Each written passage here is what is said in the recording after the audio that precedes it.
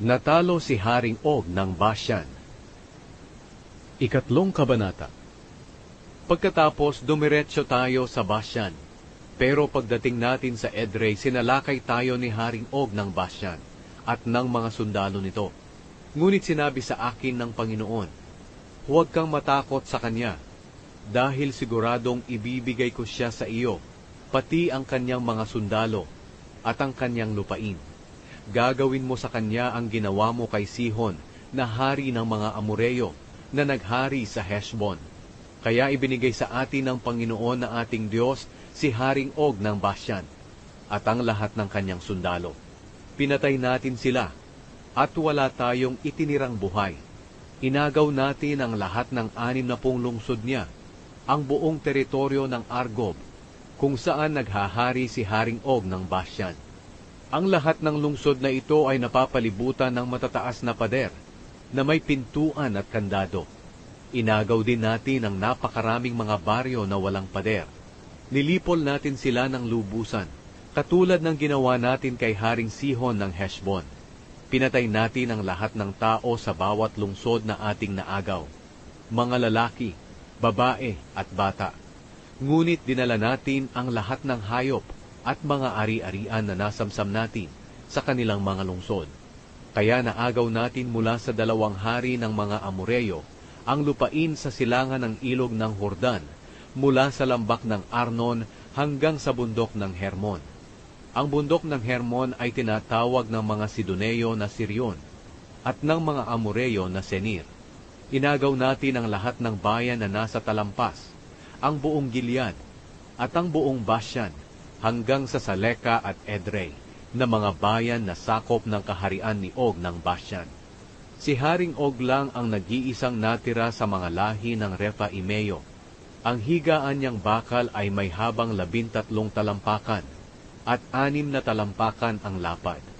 Makikita pa ito ngayon sa Raba, na lungsod ng mga Amonita. Ang paghahati-hati ng lupa. Nang maagaw natin ang lupaing ito, ibinigay ko sa mga lahi ni Reuben at Gad ang lupain sa hilaga ng Aroer malapit sa lambak ng Arnon, pati na ang kalahati ng kaburulan ng Gilead at ang mga bayan nito. Ibinigay ko ang natirang bahagi ng Gilead at ng buong Bashan, na kaharian ni Og, sa kalahating lahi ni Manase. Ang buong Argob sa Bashan ay tinatawag noon na lupa ng mga Rephaimeo. Si Jair na mula sa lahi ni Manase ang nagmamay-ari ng buong Argob na sakop ng Bashan, hanggang sa hanggana ng lupain ng mga Geshureo at ng mga Maakateo. Pinangalanan ni Jair ng mismong pangalan niya ang teritoryong ito. Kaya hanggang sa ngayon, ang Bashan ay tinatawag na mga bayan ni Jair. Ibinigay ko ang Gilead sa pamilya ni Makir. Ibinigay ko sa mga lahi ni Reuben at Gad ang mga lupain mula sa Gilead hanggang sa lambak ng Arnon. Ang gitna ng Arnon ang kanilang hangganan sa timog, at ang kanilang hangganan sa hilaga ay ang lambak ng Jabok, na hangganan din ng lupain ng mga Amonita. Ang hangganan sa kanluran ay ang kapatagan ng Hordan, pati na ang ilog ng Hordan, mula sa lawa ng Galilea hanggang sa dagat na Patay, sa ibabang bahagi ng libis ng Pisga sa silangan. Nang panahong iyon, inutusan ko ang mga angkan ninyo na naninirahan sa silangan ng Hordan. Kahit na ibinigay ng Panginoon na inyong Diyos ang lupaing ito para angkinin ninyo, kailangang tumawid ang lahat ng sundalo ninyo sa ilog ng Hordan, na armado at handang manguna sa inyong mga kapatid na Israelita sa pakikipaglaban. Ngunit iiwan ninyo ang inyong mga asawa at anak, at ang napakarami ninyong hayop sa mga bayan na ibinigay ko sa inyo.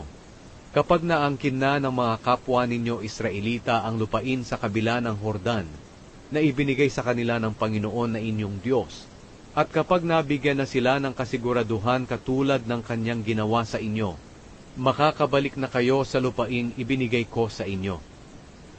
Hindi pinayagan si Moises na makapasok sa Kanaan.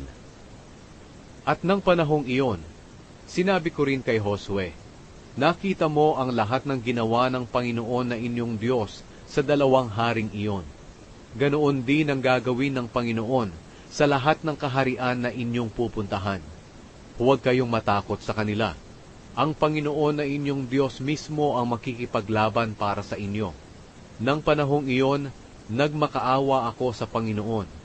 Sinabi ko, O Panginoong Diyos, sinimulan na ninyong ipakita sa inyong lingkod ang inyong kadakilaan, dahil walang Diyos sa langit o sa lupa na makakagawa ng mga himala na inyong ginawa.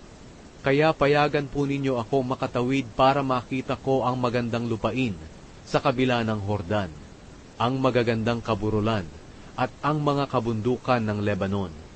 Ngunit nagalit ang Panginoon sa akin dahil sa inyo, at hindi niya ako pinakinggan.